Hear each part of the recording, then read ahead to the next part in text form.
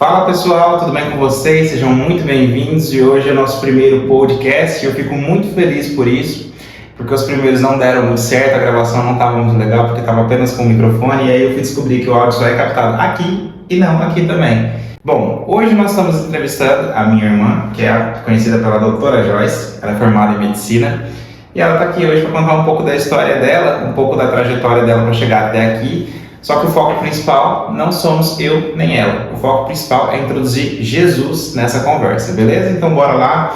Bom, se apresenta, fala um pouco de você, da sua idade. Se bem que não é legal perguntar a idade de mulher, né? Mas fica à vontade, sinta-se em casa. Olá pessoal, tudo bem com vocês? Eu sou Joyce, como sobrenome Lisboa, como Lucas, irmãos. E eu tenho 30 anos e eu sou formada há quase 2 anos em medicina. Legal.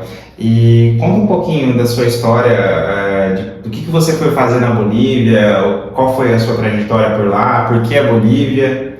Então, sempre desde criança tive a vontade de ser médica e de início não tinha medicina aqui em Sinop, a gente acabou passando por várias mudanças e lá tive a oportunidade de fazer vários vestibulares e para outras cidades também. Acabou que eu fiz vários e não consegui entrar, fiquei em lista de espera, mas não era o propósito de Deus. Conforme a gente vai conversando, eu acredito que vocês vão entender melhor sobre isso. E com quantos anos você foi para a Bolívia? Com 20 anos. 10 anos atrás. E hoje o resultado é aprovado. Uhul! É isso aí.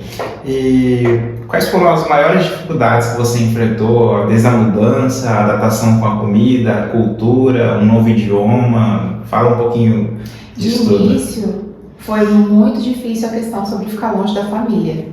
Porque nós somos bem apegados assim, um no outro. Pra quem não sabe, quando a gente era criança, minha mãe fazia compra no mercado, no meio da noite eu e ela acordava, a gente colocava um lençol por cima da gente, a gente ia engatinhando até a geladeira, só pra comer as coisas gostosas que chegou naquele dia. O Lucas é meu parceirinho de aventuras desde pequenininho. E a gente colocava o lençol na cabeça, um detalhe, porque a gente era de escuro. Agora não mais. Não tem nada a ver uma coisa com a outra, né? Achávamos que estávamos protegidos. Pois é. Mas a gente estava, né? De uma certa forma, sim. Sim. E qual era a pergunta? Me perdi agora. Vixe. A pergunta era quais foram as maiores dificuldades? Me lembrei agora. Então, o de primeiro foi a família, porque, acreditem ou não, eu chorei durante os primeiros 30 dias. Todos os dias eu chorava de saudade, querendo voltar para casa. Mas eu coloquei como objetivo na minha cabeça que eu ia conseguir ficar lá. Então, assim, de primeiro foi a família, depois foi o idioma e depois a comida e o resto foi indo aos pouquinhos. Mas agora então você fala 100% fluente o espanhol, né? Isso que é bom, é vantajoso, né? Eu acredito que sim. Eu sei que nenhum idioma a gente vai saber 100% das palavras, mas já consigo me virar bem. Então, vamos falar espanhol neste podcast, por favor? Se queres. Não, vamos falar português, né? Tá, mas em relação à comida, assim, eu lembro que uma vez quando eu fui lá, eu fui visitar ela no aniversário dela e eu fiquei 10 dias por lá. A gente foi comer num restaurante chamado Mateu, acho que era. E era um restaurante brasileiro, né?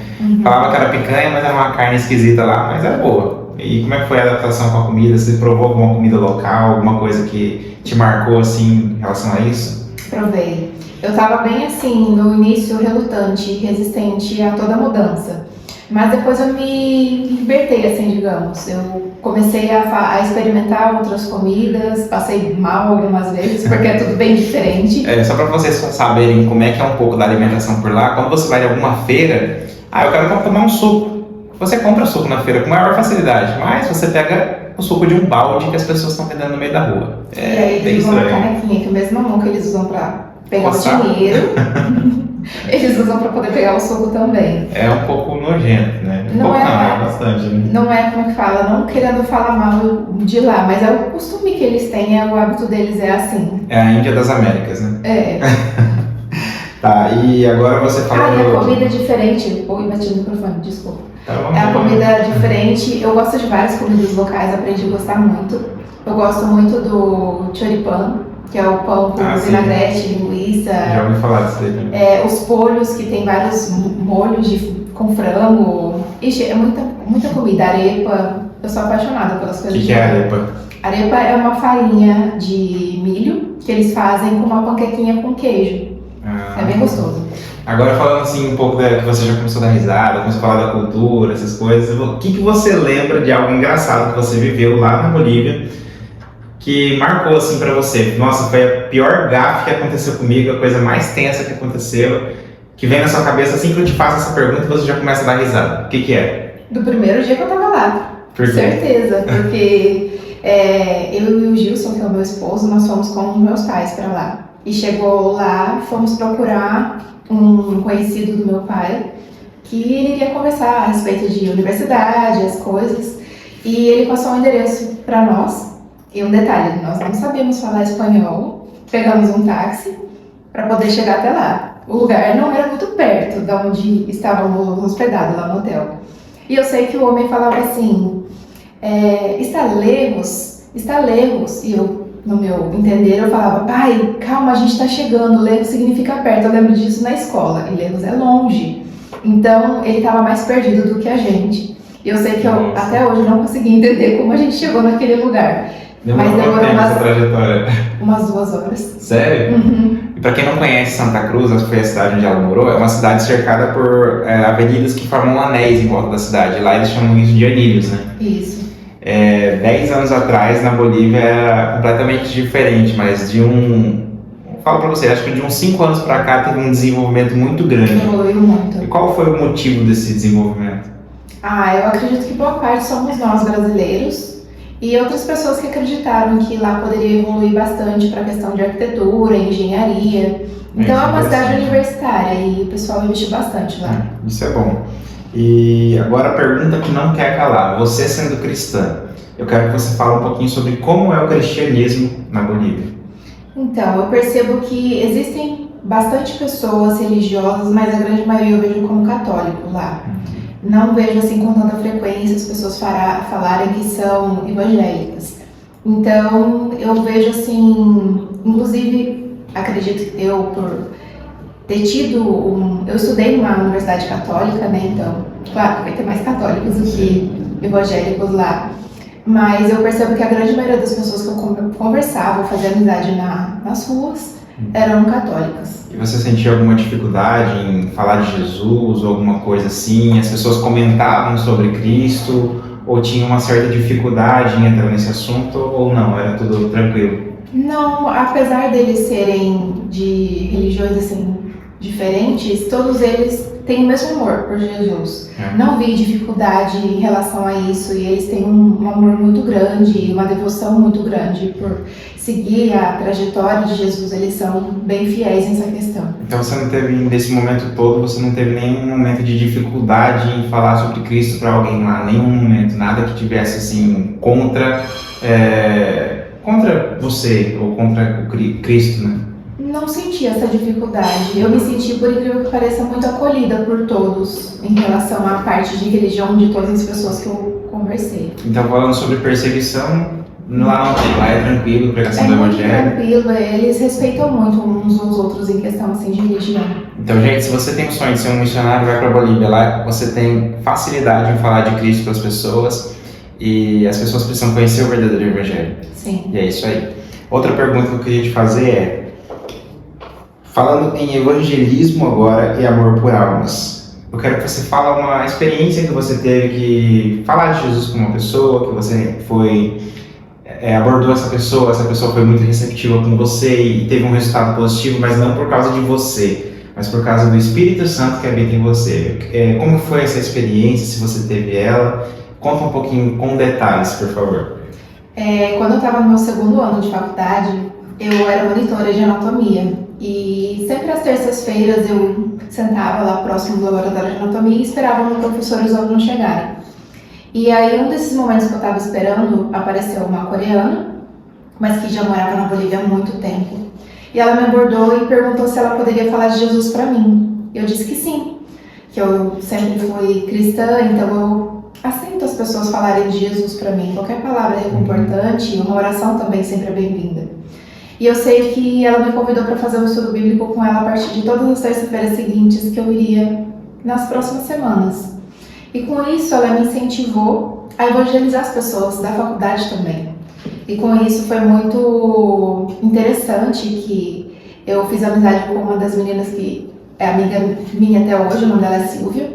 E nós nos juntamos para comprar folhetinhos para poder dar para as pessoas nos ônibus, na faculdade. E foi bem interessante de ver como fomos bem recebidas. Às vezes algumas pessoas falam assim, ah não, estou com um pouquinho de pressa, mas todos eles recebiam um folheto e nos deixavam assim, não nos deixavam envergonhados em relação a isso. Eu achei muito bonito a atitude deles quererem sempre evangelizar em todos os lugares. Porque ela não tinha nenhum filho que estudasse lá na universidade, mas ela fazia questão de ir lá pelo menos uma vez por semana para poder falar de Jesus para outras pessoas, e eu acabei fazendo amizade com ela. Isso é legal. E agora falando da experiência, você teve experiência com alguém que você evangelizou, você falou de Jesus para aquela pessoa e ela teve a vida mudada, alguma coisa aconteceu, ela conheceu a Cristo através da sua vida? Olha, eu tive bastante experiências na Bolívia. Foi um lugar onde Deus me libertou de muitas coisas e me mostrou muitas coisas. Eu falo que eu sou outra pessoa depois que eu voltei de lá. Mas eu lembro que quando eu fui para a Bolívia, eu tive uma profecia que falava que eu estava lá em específico para uma alma. E quando eu alcançasse aquela alma, eu voltaria um tempo para o Brasil. E isso aconteceu. Então, eu falava de Jesus para todo mundo, que eu falava queria alcançar aquela alma que Deus tinha me comentado, né? E aí, para tentar adivinhar quem era... Eu falava para todo mundo. E então, eu lembro que uma pessoa em específico, eu não vou citar nome aqui. Depois já ter dito o nome da Silvia. Mas... Não convém. Eu sei que foi uma questão... Eu acredito que eu estava no segundo ano. Uma presença um pequeno doguinho. E eu senti uma mensagem de falar para ela, e eu lembro que dias depois eu estava no Brasil. Foram assim, foi menos de um mês. Nossa, isso as pessoas não fazem muito sentido, né? Para todos nós não faz muito sentido a gente tentar entender os planos de Deus, né? Mas quando Deus fala alguma coisa, a gente sabe que é aquilo que tem que acontecer. E quando acontece, a gente se sente tão feliz porque a gente foi usado como um instrumento nas mãos de Deus, né? Isso é muito interessante. Em vários momentos da vida, nós, os seres humanos, nos sentimos não ter utilidade, por conta de todos os problemas, baixa autoestima. Todo mundo tem esses dias ruins. Então, quando nós servimos a um Deus que nos usa como instrumento, faz com que nós temos um valor assim inquestionável. Isso é muito interessante, é muito legal. E ao longo desses, foram quanto tempo lá? 7 anos? 6 anos? Eu fui de 2012 e fiquei até 2014 e retornei em 2017 e fiquei até 2020. Nesse tempo que você estava lá e tudo, resumindo a sua história completa naquele país, eu queria que você contasse um testemunho, algo que te marcou pro resto da sua vida em relação à sua estada na Bolívia. Nossa, tem vários, é difícil até escolher um, porque eu falo que toda a minha universidade foi tudo um milagre de Deus. E tipo assim, quando eu penso na sua história, eu penso em, como é que fala, a palavra é fidelidade. A fidelidade de Deus para com os seus, né? Sim. Que Deus em todo momento, em nenhum dia da vida dela deixou de sustentar, né? É verdade, mas assim, um que me marcou muito e que eu vejo isso todos os dias da minha vida. Eu, como eu disse, quando era criança, eu tinha muito medo de escuro, muito medo mesmo, era um medo assim assustador. Eu não gostava de ficar sozinha, eu achava que nós ficando sozinhos ficávamos vulneráveis a todos os tipos de coisas. Então, quando eu retornei para lá em 2017... Quando eu retornei, eu me perdi no raciocínio. Quando eu retornei em 2017, eu passei um período sozinha lá na Bolívia. E uma das coisas assim que eu acabei não comentando é que existe uma grande parte da população também que trabalha com essa parte de macumbaria, bruxaria, essas coisas. Magia negra. Isso. Então, assim, existem muitos ambientes que são carregados em relação a espíritos, coisas ruins. Eu lembro de um lugar lá em Portugal também, que toda vez que a gente chegava na estação de trem desse lugar, mesmo sem estar nesse lugar, embaixo na estação de trem, você já sentia um negócio diferente. A gente sente um clima bem pesado. É um negócio muito estranho. E quando a gente descia da estação e subia para dentro desse lugar, que saía dentro de um shopping, parece que estava cheio de demônio, assim, te olhando. Era uma sensação bem A gente sai estranha. como se estivesse sugando toda a nossa Sim, alma. se você já passou por isso, horrível. você vai entender, né, como que é essa situação. E eu, desde pequenininha, sempre fui muito sensível para sentir a presença dessas coisas, de um ambiente onde eu sinto que eu não sou agradável. Então, eu estava morando num apartamento, bem no centro da cidade, então eu tinha muito medo. Quando chegava na hora de acabar a aula da faculdade e voltar para casa, eu estava assustada. Eu ficava com medo Que horas de que era, mais dormir. ou menos? Eu voltava em torno de 5, 5 e meia. De dia ainda. Sim, e às vezes eu tinha aula à noite no hospital próximo da onde eu morava e eu sempre saía entre 9 e meia a 10 da noite, então eu sempre ficava com bastante medo. Mas de ficar sozinho e só de pensar que eu ia ter que apagar a luz para poder dormir, isso me deixava em desespero. Então, assim, quando eu ia tomar banho, eu sentia que alguém estava me olhando. Eu ia comer, eu sentia que tinha alguém, sabe, me vigiando. E eu comecei a orar. E todos os dias eu falava assim, Deus, eu não tenho meu esposo aqui comigo, não tenho um familiar comigo. As minhas amigas não podem dormir aqui todos os dias porque eu sou adulta. Então eu preciso crescer. E trata esse medo que eu tenho dentro de mim, que eu possa dormir assim, tranquila, que eu possa sentir a sua presença todos os dias do meu lado. Se eu estiver dentro do ônibus, que eu sinta a sua presença. Então eu falava assim, Deus, para eu saber que você está aqui junto comigo, eu quero sentir como um calorzinho, alguma coisa. Tem que ser uma sensação física para fazer sentido para mim. E eu senti, sempre senti. Eu sentava no ônibus, eu sentia como, sabe aquele calor quando alguma pessoa te abraça, que você sente aquele aquecido? Eu sentia isso, sempre sinto isso. Isso é legal. E todas as vezes, assim, quando eu pensava em dormir, eu falava assim, nossa, será que hoje eu vou conseguir?